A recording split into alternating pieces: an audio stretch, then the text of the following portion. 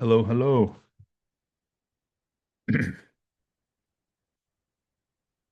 Welcome, everyone. Good morning, good afternoon, good evening. Uh, Hi, hang on. Um, Good to see you guys.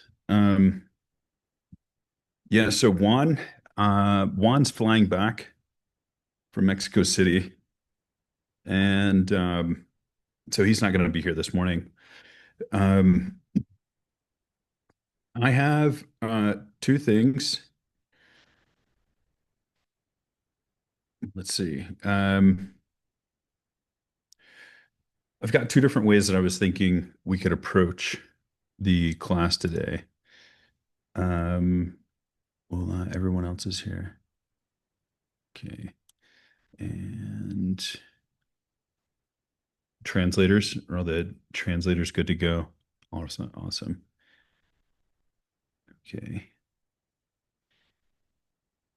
So, yeah, there are kind of two things I was thinking we could we could kind of discuss today. Um, Actually, it'll be more than two things, but kind of two subjects or two ways of approaching the material that we're going to study here. Um, let's see. I'm going to pull this up. Okay. And rearrange. I got a couple of screens, so I'm going to rearrange some of the screens here. Okay.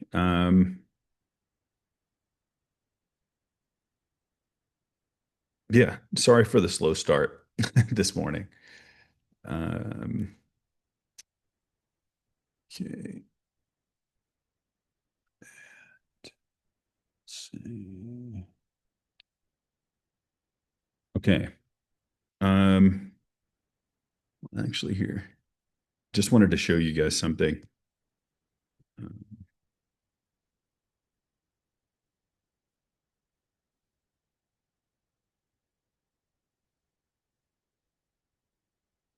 Okay. And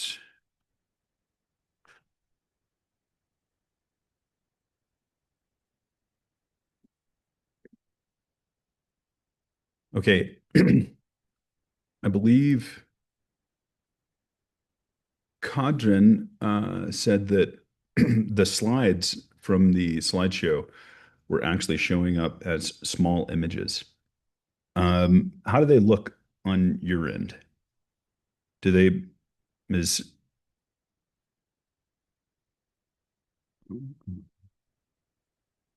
We're seeing your presenter view. okay, great. Um, okay, so, oh, you're seeing my slides and everything down here on the bottom?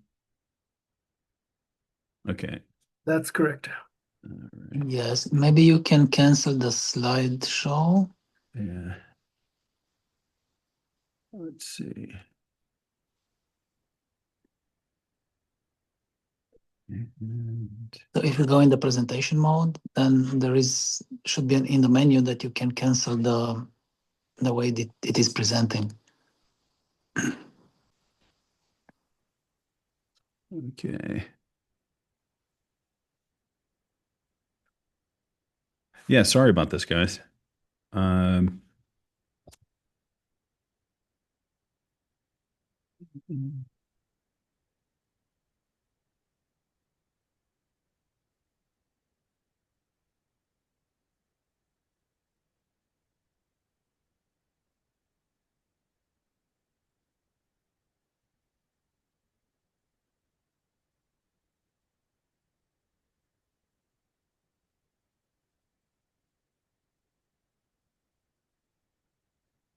okay. Okay. How's that? We Actually, still see the yeah. same, but maybe Sorry. I we can guide you if you just leave it like that. Uh, so we're gonna. Play and then swip. For a second, we did see just your slide. Yeah, I've got an ultra wide monitor, and there's an option to switch the displays. Uh, then Yeah, we Yeah, saw the yeah, ultra wide screen. but the okay, presentation, no, the presentation has now, if you go into the presentation mode, it yeah, has a feature which allows the presenter to see the next slides. yeah, totally, But you don't need to share to everybody. So you just, yeah, if you go to the presentation mode now, just click, and okay, there, I don't see it. Let me check. There you can choose. Um, okay. How's that? okay, now it's better. No, All it's right. good. Yeah, there's a little swap Swap displays displays. Mm-hmm. option up top. Sorry. Okay.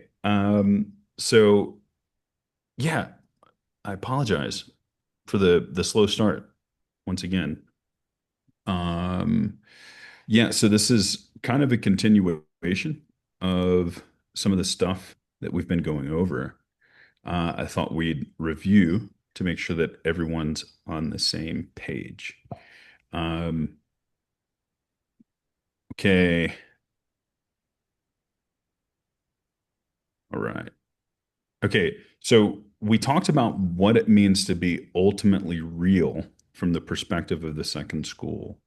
Can anyone reiterate or give me, let's say, an example of something that's ultimately real from the perspective of the second school?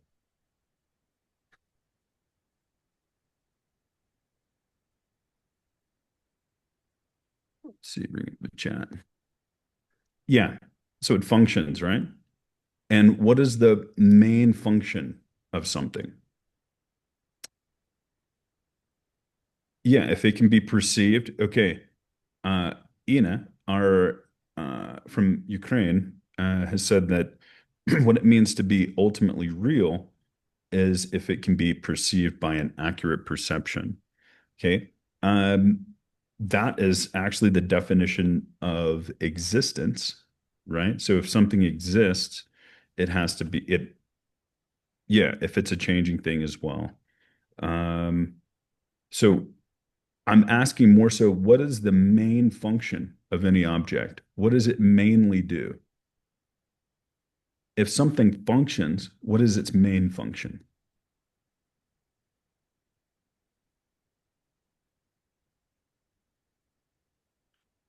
Okay, so something is real, okay, if it can be perceived by an accurate perception, yes.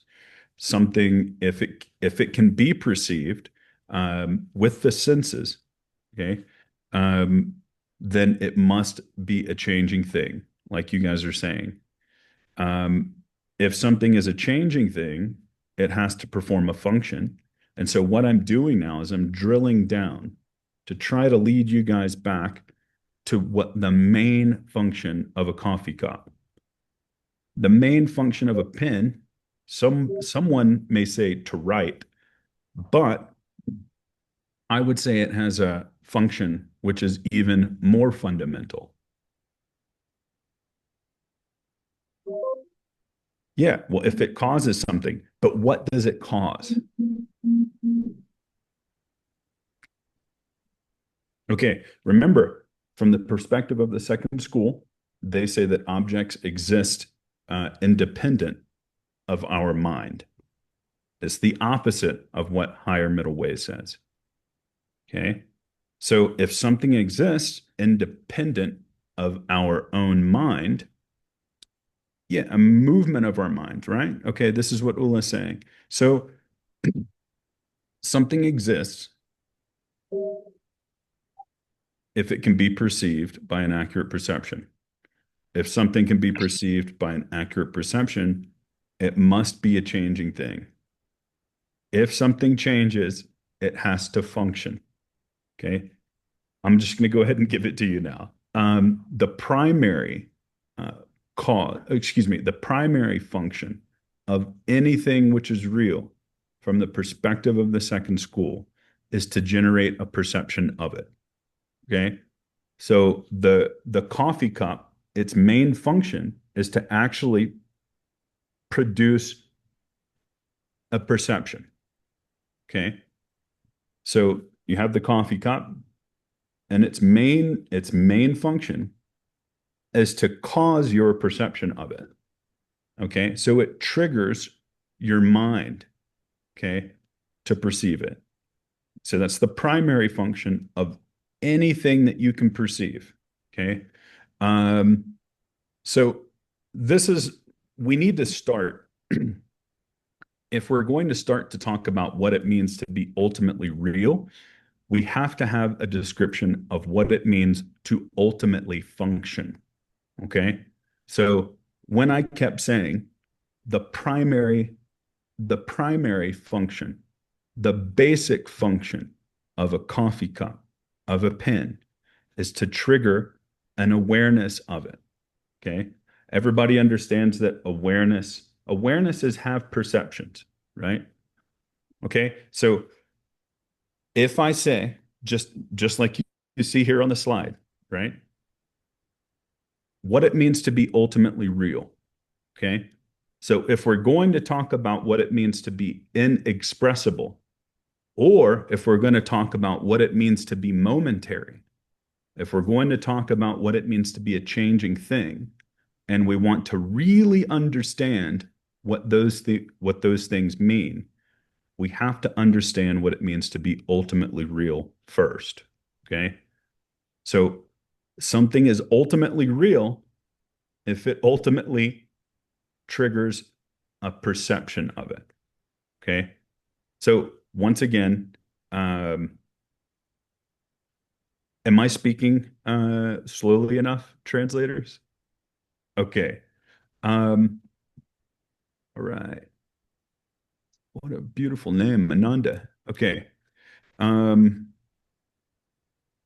all right, we've got people still coming in here. So today's class, it's going to get, we're going to see how you handle it. I'm going to see how you handle it. It's not that I don't think you can understand it. It's just whether or not I can explain it well enough. So let's see here. Okay. So what is perceivable is ultimately real. Okay. This is what we just covered. Okay. Um, sorry, these are kind of some of my notes here. Okay. So how do we know if something is real? Okay. Something is ultimately real if it can cause effects. Like I was saying, like causing a perception, right? So a coffee cup is ultimately real if it can cause a perception, my perception of it. Okay. So how I'm going to ask you guys a very good question here. I think it's a good question, at least. Um, and please, I speak up. I hope once again, as we all spend more time together, that we all feel more comfortable to speak. Also, don't feel pressured. But I would love to hear your thoughts on this. Okay, so how is the second school's view of ultimate reality different from higher middle way?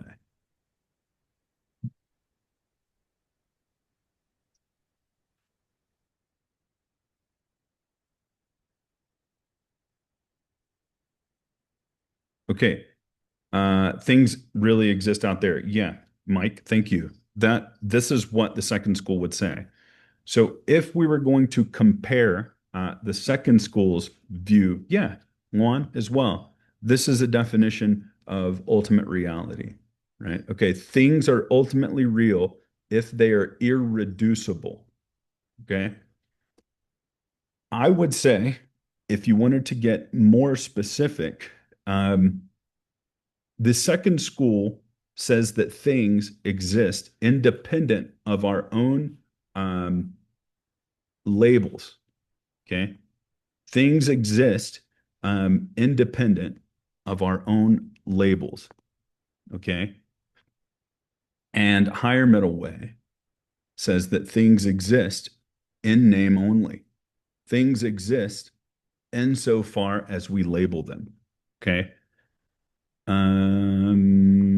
Janet, thank you. The empty nature of things is inherent and only coming from our he or she said, from how we speak, right? How we think about things. Yeah. I would agree with all these things. Okay. Um, so if something doesn't produce an effect, it cannot be ultimately real.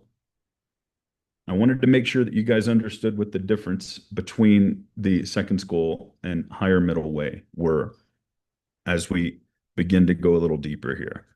Um, okay, so only from the perspective of the second school. I'm going to quit saying that. Okay. We all know that this slideshow is a presentation from the perspective of the second school. Okay. So I shouldn't have to say that anymore. Okay.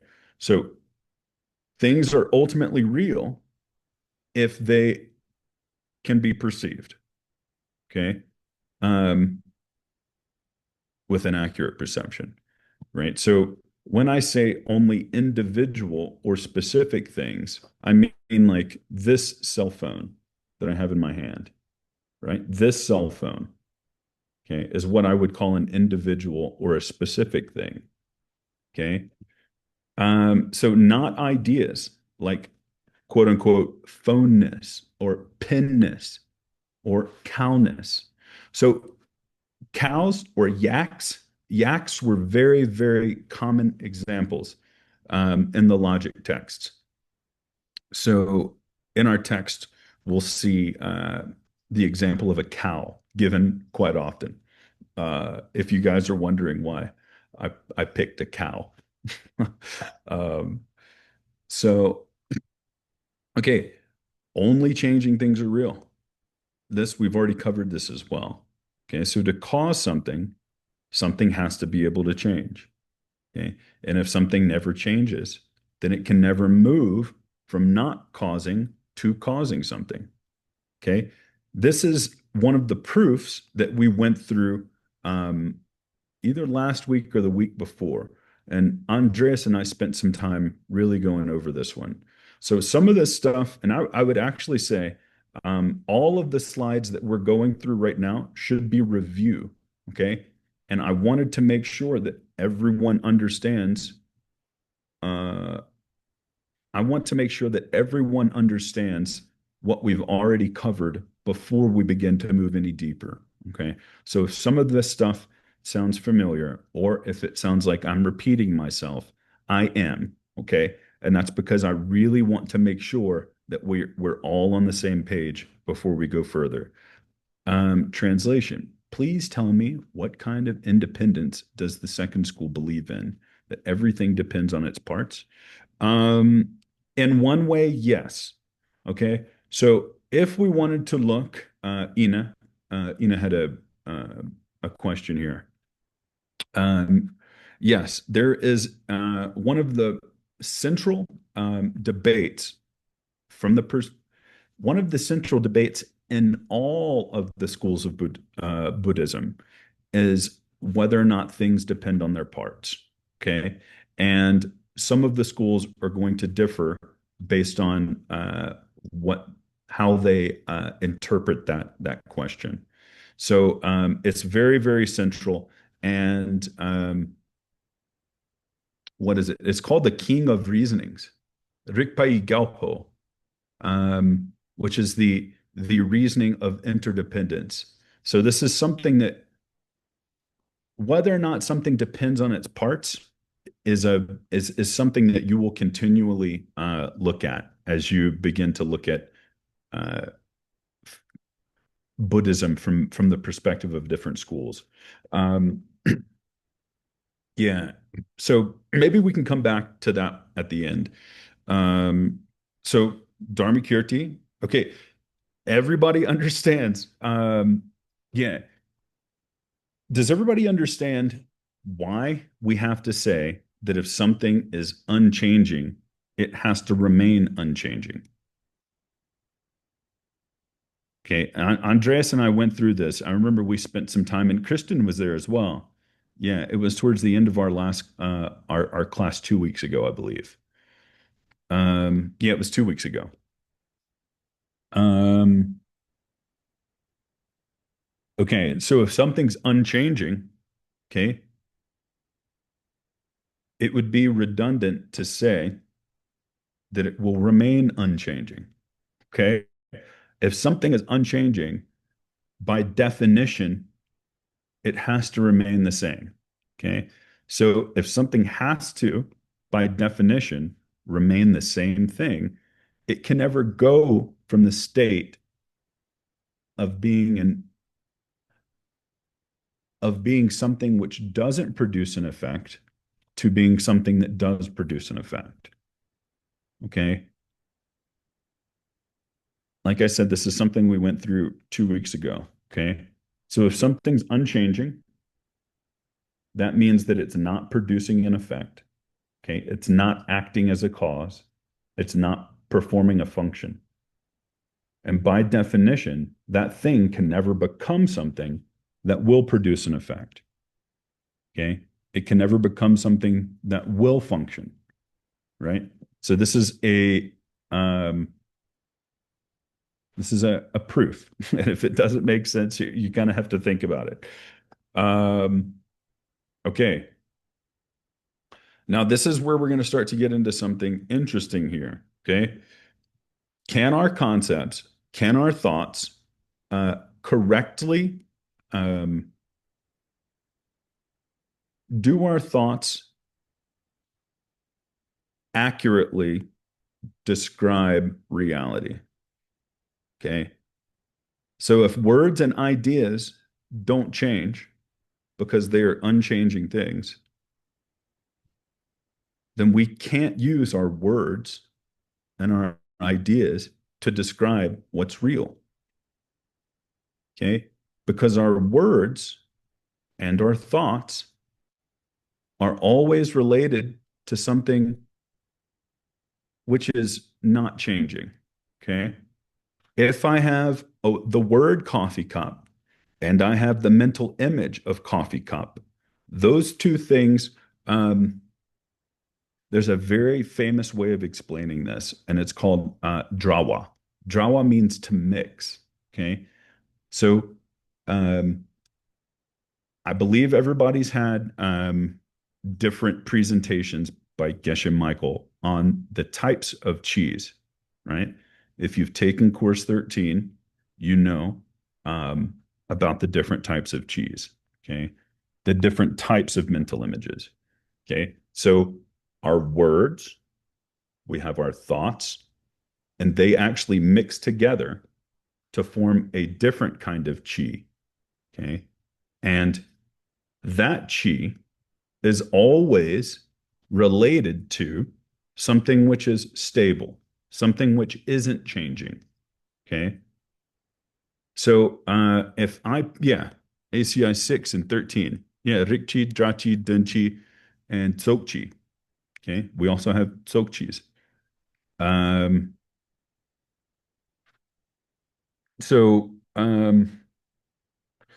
why do I say that okay, when I use the word concept here, I mean, I believe everybody's English is, and I hope the interpreters, the translators here, can um, get what I'm trying to say here. Okay, what does it mean to be a concept? Okay, a mental image, right? Mental images are unchanging, and we talked about why mental images were unchanging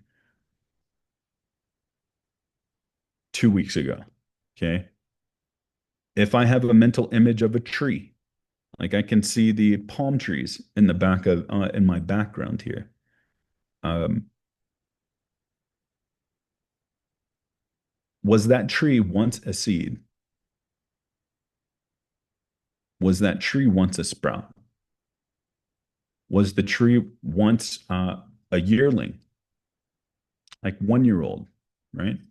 And now we see this tree behind us, or behind in my background. Um, that's, let's say it's 30 or 40 years old. Okay, maybe even longer.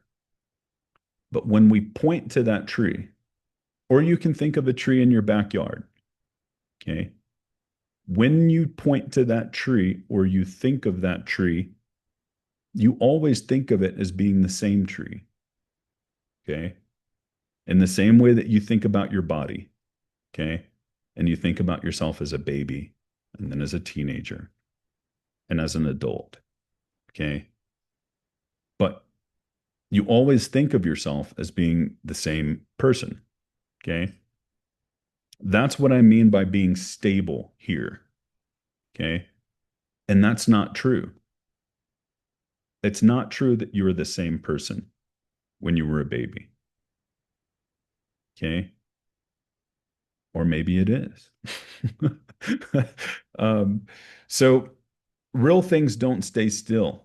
Okay. Real things don't stand still. Okay. Real things aren't changing. Excuse me. Real things are changing. Okay.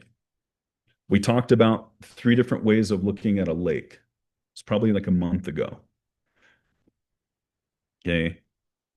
We have to have a word or an idea that talks about a lake that you've never seen, right? We have to have the word lake to describe a lake that you are currently seeing.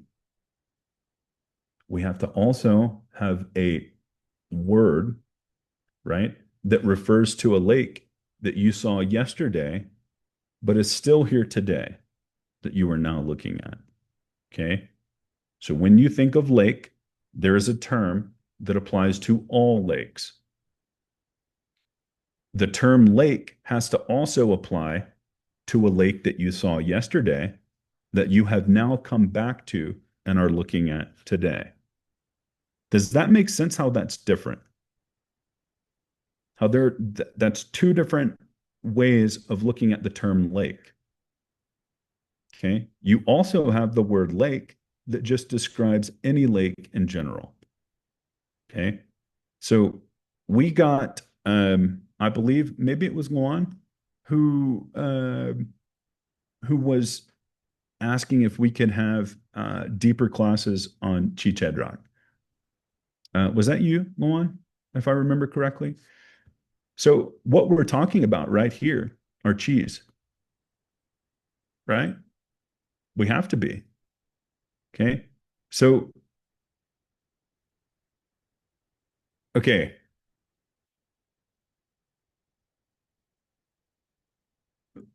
If we look, let's say you, right now, everyone has a computer in front of them.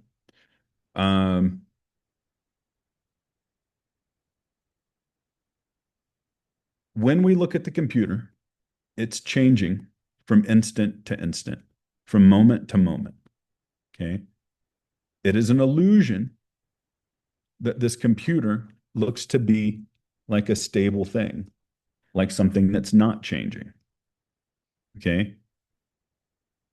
So when we use the word computer, okay, are we talking about, or when I say this computer, does my description of this computer, is that accurate or not? Well, which computer am I talking about?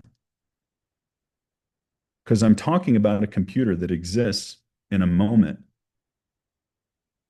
in the previous moment.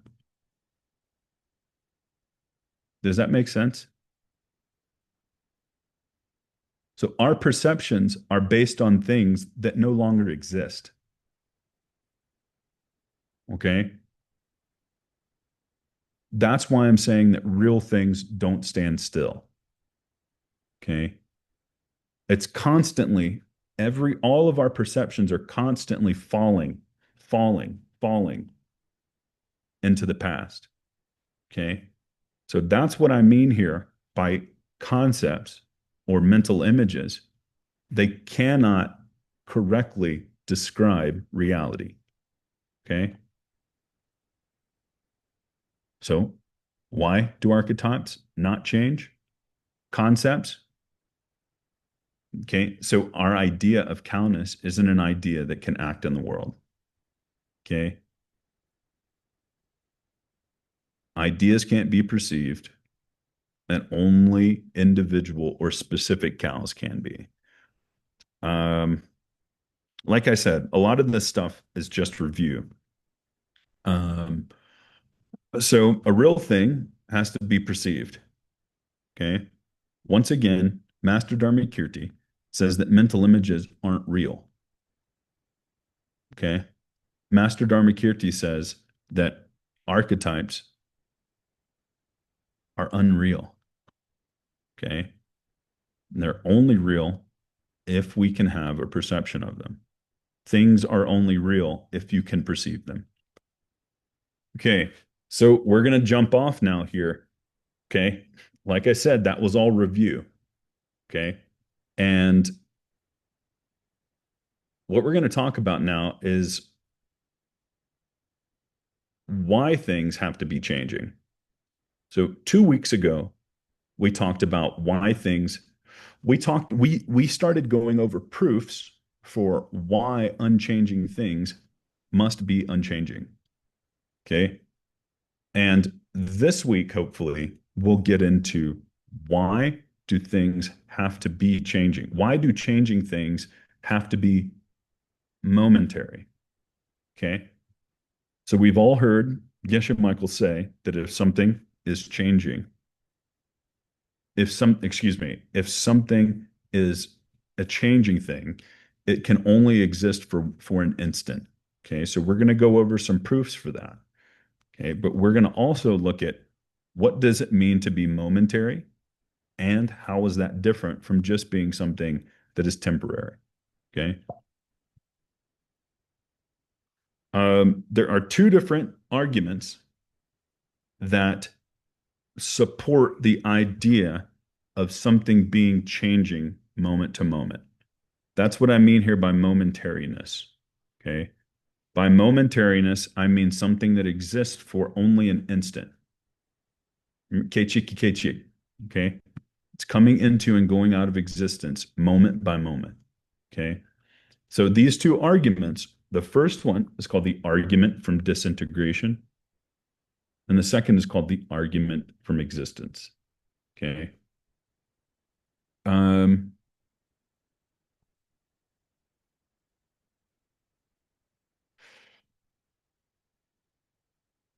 okay, so if we can't see, if we see, how do we put it? Okay, so you see the coffee cup here. Can everybody understand why I use that image? And I hope everyone likes the PowerPoints. I spent a lot of time making them. Um, okay. Um, so this first one, it's called the argument from disintegration. Okay. So what we're trying to look at here, like I said, everybody was here 2 weeks ago. It looks like everybody who's here today was here 2 weeks ago. Thank you, Lubov. Um, so 2 weeks ago, we gave proofs for why things, uh, if something is unchanging, why, if something is unchanging, it has to remain unchanging. Okay. So we were talking about why mental images have to be unchanging. Okay. Once again, okay, I'm just going to take a minute here to go back over it. Okay. So if something is unchanging, like let's say palm tree, okay, you just say the mental image, yeah, to go from unchanging to change it would have to, yeah, exactly. Right. But here's another way of looking at it. So there are two classical ways of looking at why mental images have to be unchanging. Okay. If I have the word coffee cup, okay, and the word coffee cup, let's just say, we're going to have a thought experiment here. Okay. And just for instance, let's say that the word coffee cup could be a changing thing. Okay. The idea of coffee cup, let's just say it can be a changing thing. If the idea or the mental image of a coffee cup could be a changing thing, then it could necessarily apply to anything. Okay.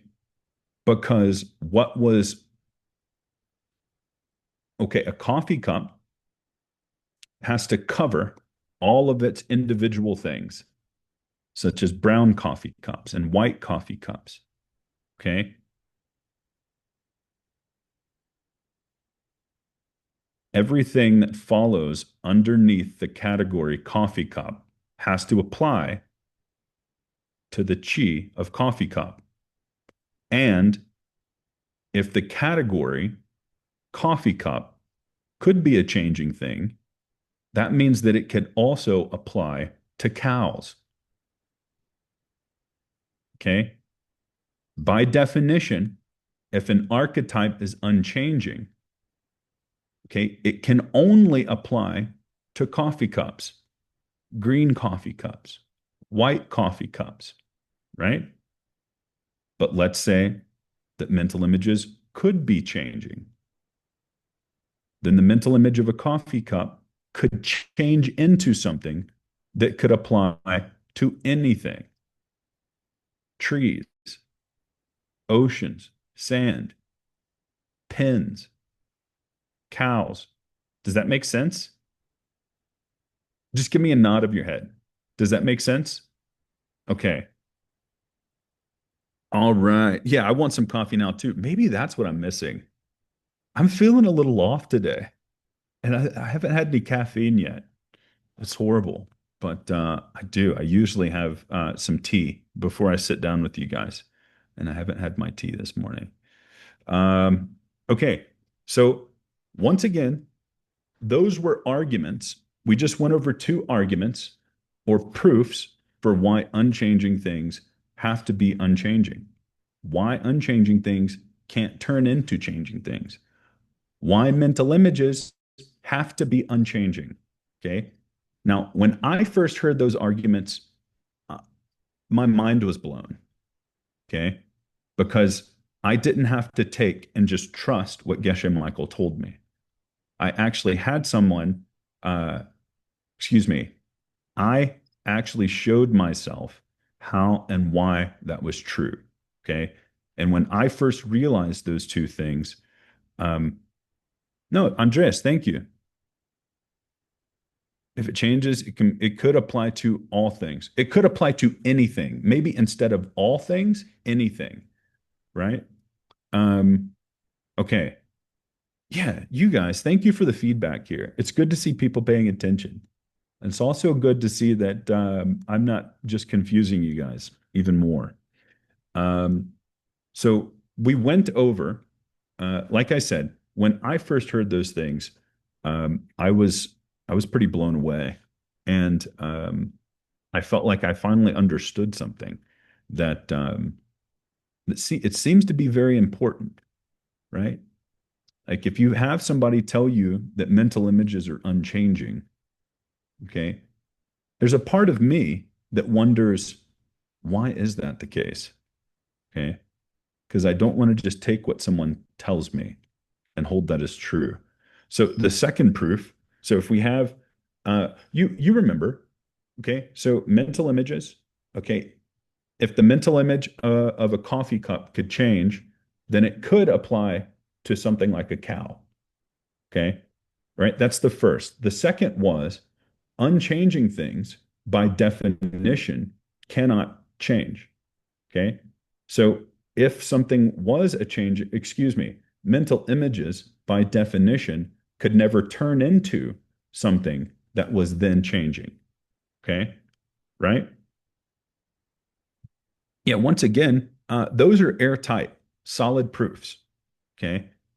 And if you wanted to, that would make great meditation objects for the next week. Okay. That's something to really sit down and think about. Um, okay. So now, and hopefully the topic for the rest of the time today, um, we're going to talk about the arguments for why changing things have to be momentary.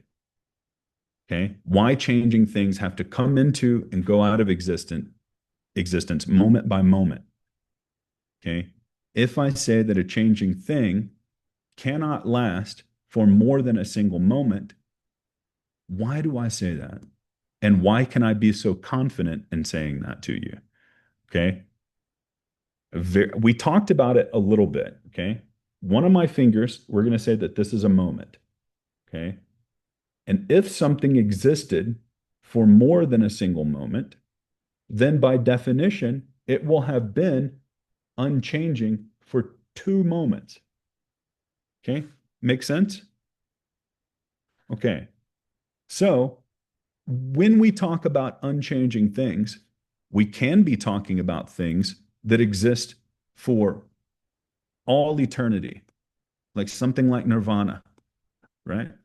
Or reaching total and complete enlightenment. Okay. Um, there are certain things that will, and I'm sorry, I used an example that probably wasn't a good example to use. When I say that total and complete enlightenment is an unchanging thing, um, I can't say that confidently. So forget I said that.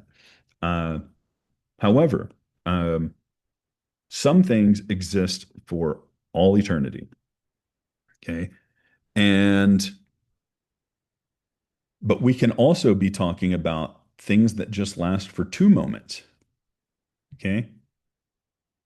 So something that exists for 10 million years, okay, as the same thing, you can say is very similar to something that just lasts for two moments, for 2 instants. Okay. Because by definition, if something lasts for more than a single moment, it remained unchanging. Okay. Over those 2 instants. Okay. So if something is unchanging, excuse me, if something is a changing thing, why and how do we say it has to come into and go out of existence moment by moment? There are 2 arguments. The first one is the argument from disintegration. The second, the argument from existence. So this argument is meant to prove why changing things have to be instantaneous or momentary. Okay. So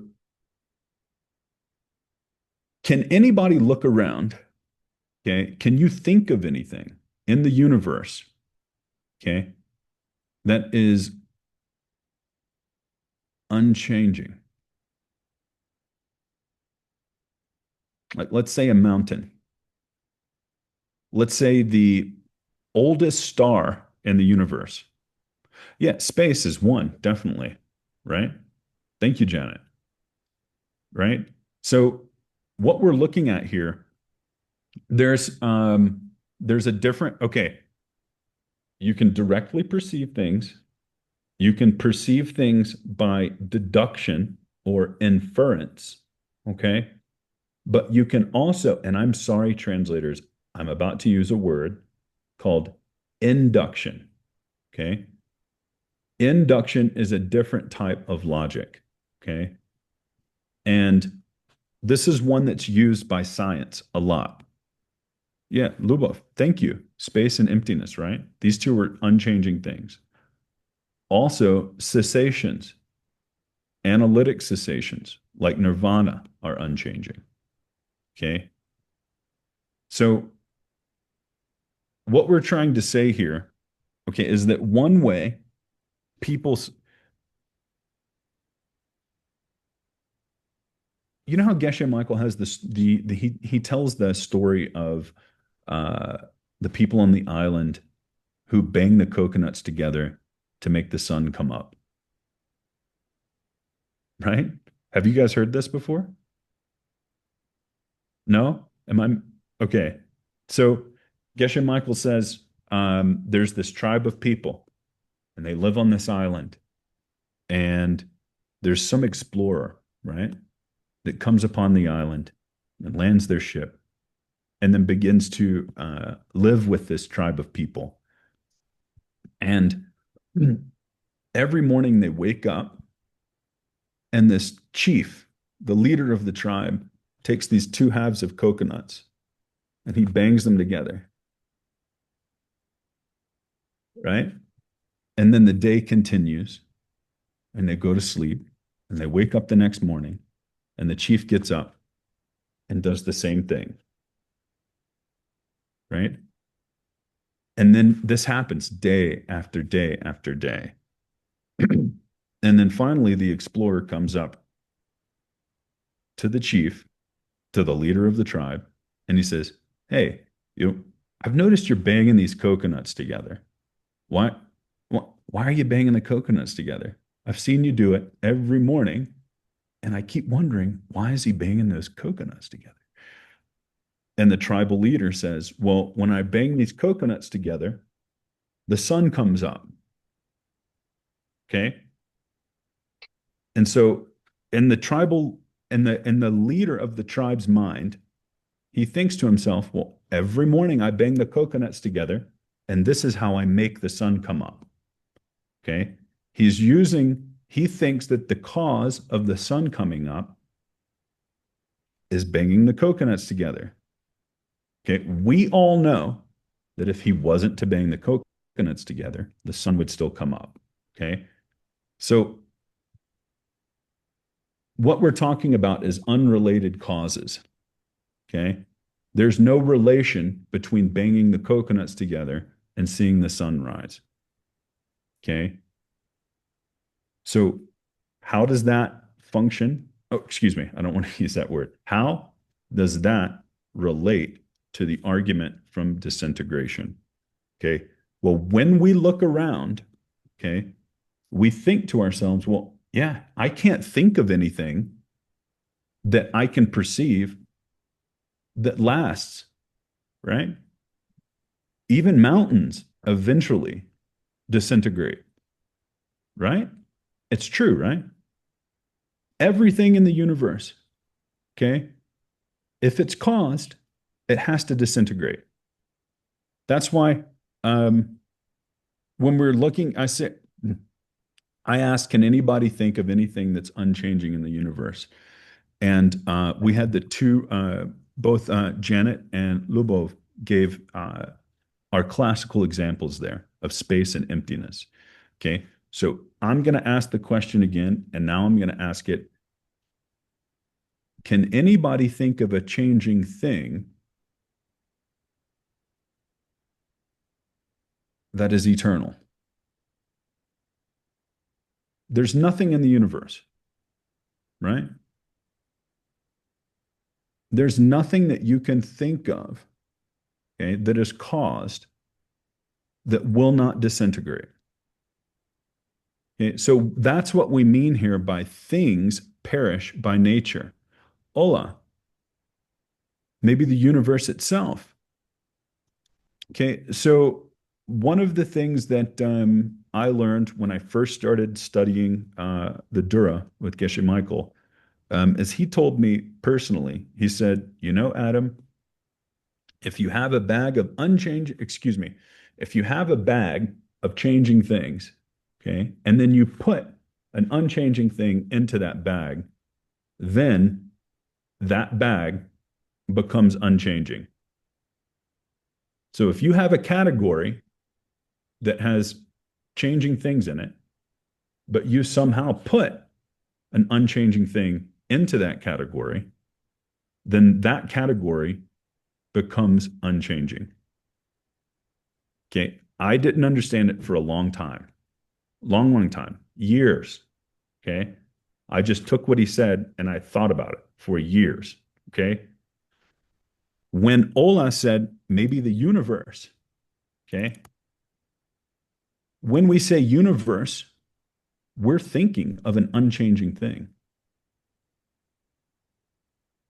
Does anybody know why I may say that?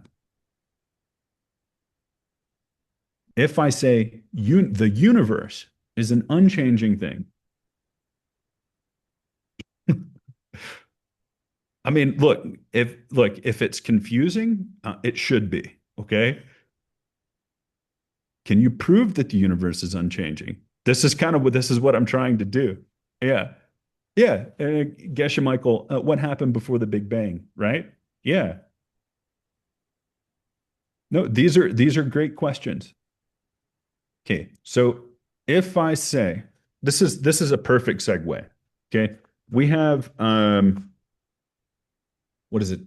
24 more minutes? Do we have 24 more minutes? Okay, so this is actually, you know what? I think we're going to leave this, and I just want you guys to see how hard I worked here.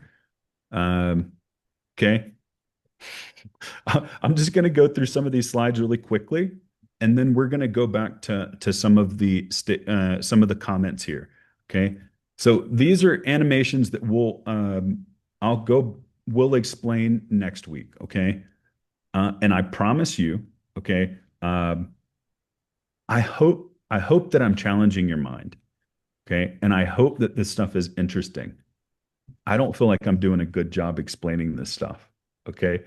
Uh, um, so we're going to go over the arguments for existence, okay, and the argument for disintegration. All right. Um, let's see. All these other ones. Yeah. Okay. Um, all right. Look, there's my big ugly face. Okay. Let's see. Okay, can everybody see the document I have open? Yeah, it should be good. Um, Let me move it up here. Okay. So we were talking about the universe, right? Um,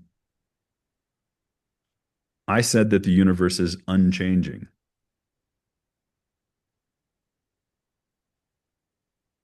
Well, is the universe a category that contains all existing things? I guess we'd have to define universe, wouldn't we?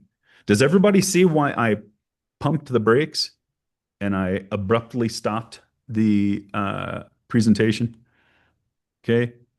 There were some questions or some comments, excuse me, in the chat that were very good comments. And I wanted to make sure, uh, now that we've talked about unchanging things and we all understand the nature of unchanging things now, okay, and we're beginning to talk about the nature of changing things, okay, why, if we put those two things together, must it then be an unchanging thing?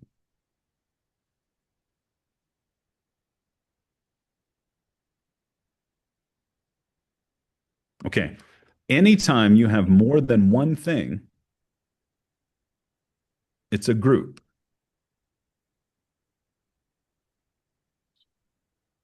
Okay. And in order to tie two things together or to draw a relation between two things, you have to use a mental image. So I'm arguing here that the universe is a mental image. Okay.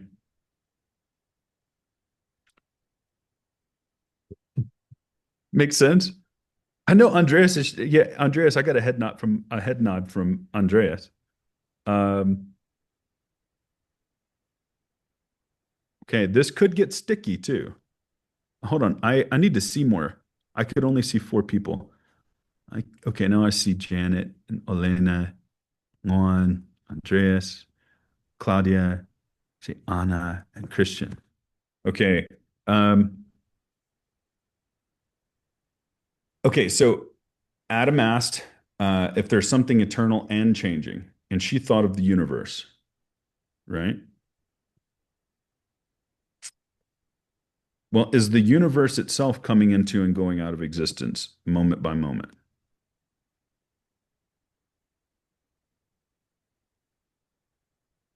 These are sophisticated questions. There's many ways that you can answer this, right? So if I say, okay, here, um, does everybody see my face and the document? Okay, yeah. So I'm going to show you guys how this question on a homework that I made a few classes ago, how this applies to the universe. Okay. So, does the substance of a coffee cup in the present moment subsume the parts of past and future coffee cups? Okay. And I'm going to argue to you here that you could replace a coffee cup, let's say, with the universe, past and future universes. Does the substance of the universe in in the present moment, uh, subsume or include? That's what I mean by subsume, translators. Okay. Does the substance of the universe in the present moment subsume the parts of past and future universes? Okay. So I I told Geshe Michael, I said, you know what? I spent a lot of time with this, and he never gave me. It's like if Geshe Michael was telling a joke, and then he never gave me the punchline. Okay. That's the way he explained this to me. He went through about an hour and 15 minutes, and he never gave me the punchline. And then he wanted me to do a homework on it. So I had to spend about a month meditating on this and really thinking about it. Okay. And you can tell how much I thought about it. Okay. If you see how much I put into this, right? Okay. So these are all questions. Okay. So what I say there are a few ways that we could attack this premise, okay, of whether or not present universes contain past and future universes. Okay. Does everybody understand the question though first? Right? Let me just get a head nod, even from Claudia. Yeah, it doesn't make sense. Yeah. Okay. Um, so the coffee cup of yesterday, is the coffee cup of yesterday the same coffee cup that I hold in my hand today? That's a different way of saying the question, right? But that's what I was talking about. Do you remember earlier today, I said, look at the tree, the palm tree in the background, right? And if I was on this beach, right, and I came to the beach one day and I'm laying in the sand and I said, oh my goodness, what a beautiful palm tree. Okay. And then I went back home to my village, took a shower and ate dinner, and I came back to the beach the next day. I would say, oh, look, it's the same tree. Do you understand how your language is fundamentally, okay? Uh, the language is flawed, okay? The way we use language, okay, indicates how we think about things, okay? If I say, this coffee cup is white, okay, I'm talking about a coffee cup and I'm saying that it has a certain quality of being white, okay? Now, when I look at the palm tree behind me, okay, I promise all of this stuff is connected to the universe being changing or unchanging. Okay, I promise. To give me just a second here. All right. Um, when I came to the beach the first day, I looked at the tree and I said, "Oh, what a beautiful tree." Then I came back to the beach the next day and I said, "Oh, it's that beautiful tree that I saw yesterday." Okay. The way you talk about things indicates how you think about them. Okay. When you look at the tree, you think that it's the same tree that you saw yesterday. This is why this question is so important. Okay. Whether or not a coffee cup that I have in my hand today is the coffee cup of yesterday. Now, I saw Andreas shake his head no this time. And I agree with Andreas. Okay. Now, I'm going to say first, and this is very beautiful. Like I said, it took me a long time to think about this, guys. Okay. Many hours for many days. I had to think about this. Okay. If something, okay, there's some basic fundamental laws of logic. Okay. Basic. Okay. One, the first one is called the law of identity. Okay. It means that everything in the universe that exists is itself. The coffee cup is itself. Okay. The coffee cup has an essence, an essential nature. Okay. And if anything in that essential nature changes, then by definition, that coffee cup is no longer itself. Okay. Everybody understand why I say that? Okay. So if something has a nature and if something exists, it has to be coming from causes, doesn't it? If something is real, it has to be coming from causes. Okay. And if something has an identity, then its identity is directly connected to the things that produced it, its causes. Okay.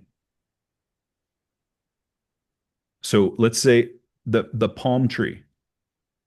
The palm tree has a certain group of causes, group of things that caused it. Right? We talk about primary and secondary causes. Everybody's heard of these. Okay. So if something comes from a different set of causes, then it has to be a different thing, doesn't it?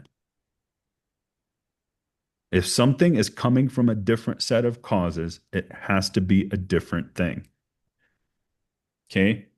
So the palm tree of today is coming from a different set of causes than the palm tree of yesterday. Understand?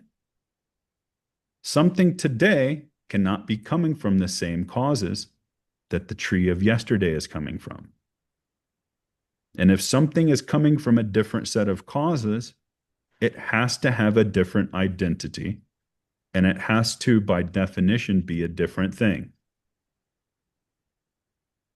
Okay? This is why we can say that the coffee cup of the present moment is a different coffee cup than the coffee cup from yesterday. Okay? And the coffee cup of the present moment will not be the coffee cup of tomorrow, even though you think about it as it is. Okay? That is an illusion. Okay? And that's what gets people into trouble. That right there is what causes your suffering.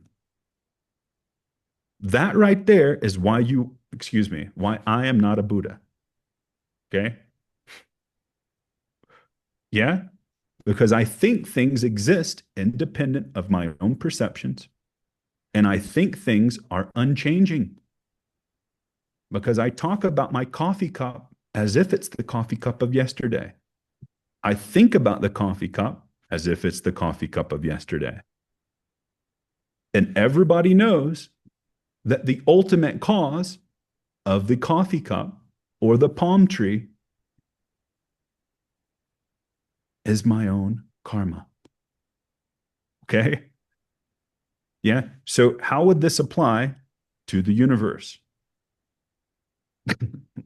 Right? Okay. Well, let me just go through this real quick. All right. I think we have 10 more minutes. I'm going to try to read this, but I might speed up a little bit here, translators. Okay. Um, there are a few ways that we could attack this idea. Okay. First, let's reframe what is being said. Okay. We're considering whether or not the qualities, that's what I mean by characteristics here, we're considering whether or not the qualities or things like the color and the shape and the tangibility, okay, of a coffee cup, okay, whether or not those things are contained within a present coffee cup, right? So what would this is I just led you guys through this, but these are the technical terms. So zechik is a word in the Western Chinese language that describes something. Uh, where is it at? Yeah, as being substantially identical. Everybody heard me use the word identity earlier. Okay. And whether or not two things are substantially identical is whether or not they're coming from the same causes. Okay. So if I say a coffee cup, if I say that the color of a coffee cup is substantially identical to the tangibility of a coffee cup, okay, do you understand why I can say that they're substantially identical? Okay. Because the coffee cup of the present moment is substantially identical with all of its qualities. Okay. You cannot separate them out. Okay. The coffee cup that I hold in my hand would not be the coffee cup that I hold in my hand if I changed its color. By definition, it would be a different thing. So then it would be a different coffee cup. Does that make sense? Dude, I'm so glad I have people that actually want to hear me say these things. You guys are all so special in this world, and I'm not just saying that. Uh, there are very few people who would find this interesting. Okay. Not because I'm saying it, but because there are very few people who have the karma that is required to think that this is interesting. Okay. But so when we talk about substantial identity, okay, this is not just word games, right? These are not just things. It's not just in English, there's a term mental gymnastics. Okay. These aren't just mind games. Okay. And I showed everybody how and why understanding substantial identity is directly linked to understanding karma. Okay. If you understand substantial identity, you can use that as a tool to further understand the nature of reality. Okay. Which should inform how you act. Okay. And how you treat the people around you. Right. We've been talking about causes. I've been talking about effects, and I've been talking about changing things and identity, right? But the truth is all of these things are dependent upon our labels and our names that we give them. And the labels and the names that we give things are 100% directly linked to our mental images, which are coming from our own karma. Okay. So if the coffee cup of the present moment doesn't share the same group of causes as the coffee cup of the previous moment, then it can't be a single substance with the coffee cup of the present moment. Make sense? Remember, we just went through this. Yeah. So we could also look at this from a more conventional point of view by saying that the present moment is the only thing that is real. Okay. And most people on the street, if you talk to them, they believe this. Okay. That's why I say conventional. This is what is commonly believed by people by people who aren't as beautiful and as special as you guys. Okay. But we can all say the same thing. Okay. The present moments, excuse me, the coffee cup of the present moment is the only thing that's real.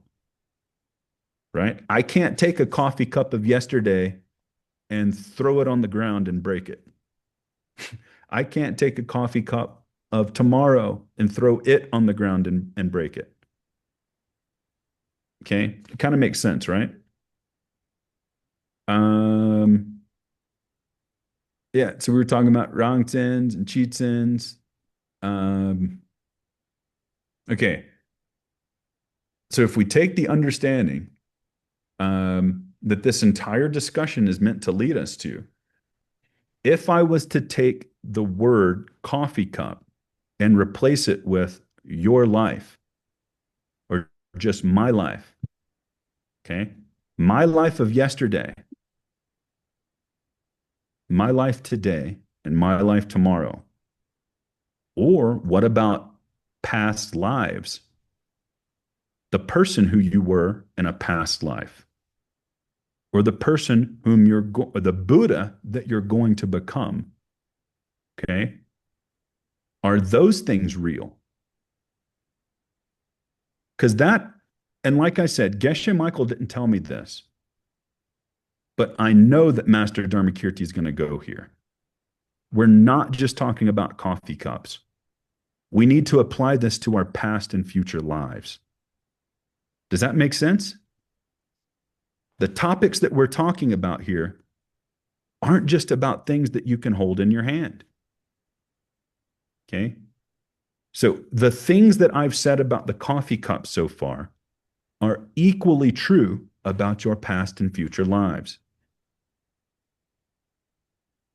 So if your past life was coming from causes, and your past life is also a cause for your current life, your present life, then your present life is also going to be a cause for your next life. Everybody knows this. This is why you're studying. This is why you're here looking at my ugly face. Okay? Yeah? So, like I said, it shouldn't just be, these aren't just word games. These are meant to lead you to a place where your heart opens. Okay? That's where this is supposed to go. I thought about writing a book called, instead of the karma of love, what was it? It was the logic of love. Okay? When I have time, I want to write a book called The Logic of Love. Okay? And how logic is the bridge between your mind and your heart. Okay? Logic is meant to open your heart. Okay? It's not meant to make you smarter. Like everybody, does everybody know Star Trek? Uh, there's a guy on Star Trek called Data, right? And he's very like, rigid, doesn't have any emotion, right? He's all logical. And that's what he always says. It's like something like da da da, Um, and so I think that's the opposite of what logic should do. Logic should make your heart bigger. Logic should open your heart. Okay. And on that note, we have one more minute, but I hope you guys don't mind that we took a detour from the slideshow, because I felt like the question and the comment that the universe is the universe changing or unchanging? Okay. Is something that we could also put within this context of these questions that I was trying to answer here. Okay. The universe of the previous moment doesn't exist. The universe in the next moment doesn't exist. The universe of the present moment exists. But that's where in the slideshow I stopped and I said that concepts and words cannot capture reality. This is a paradox. And I'm going to end it and just give me one more minute. Okay. So the universe that we're talking about is the universe that existed a moment before. And that moment does not exist anymore.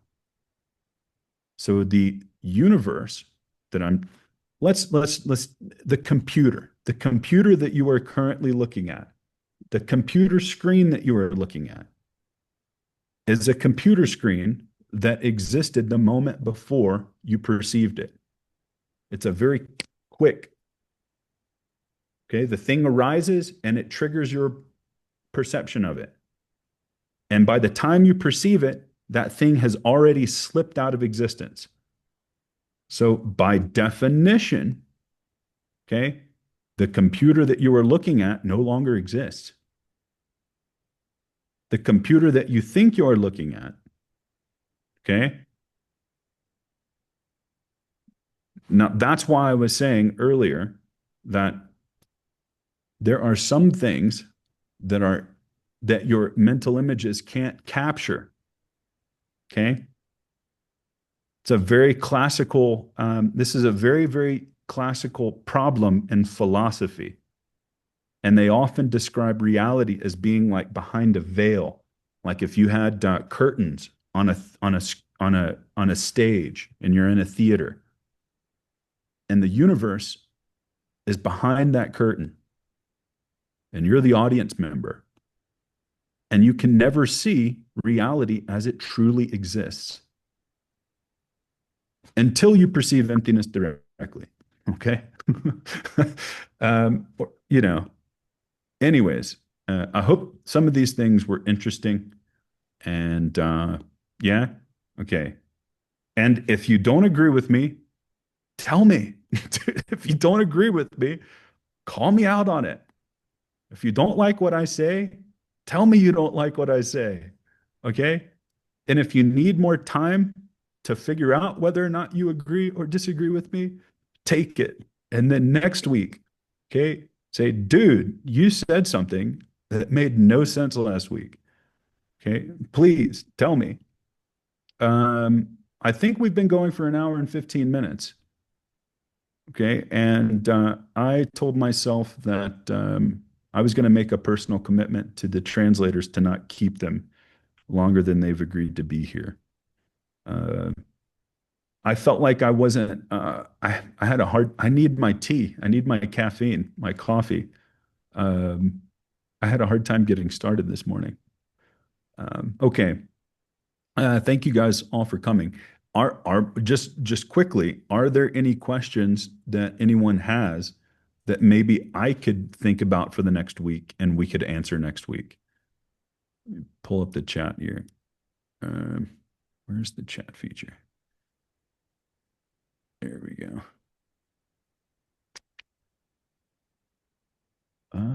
Nope. Okay. No questions. If you have any, put them in the Telegram or the WhatsApp. I've kind of been checking it. Okay. I've kind of been looking at it.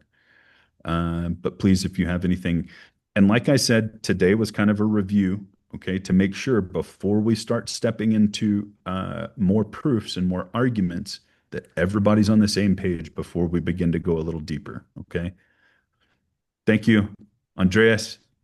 Thank you for coming. Thank you for interacting. Thank everybody. Thank you, Janet. Thank you, all the translators. Thanks, everyone, for smiling. Look at that.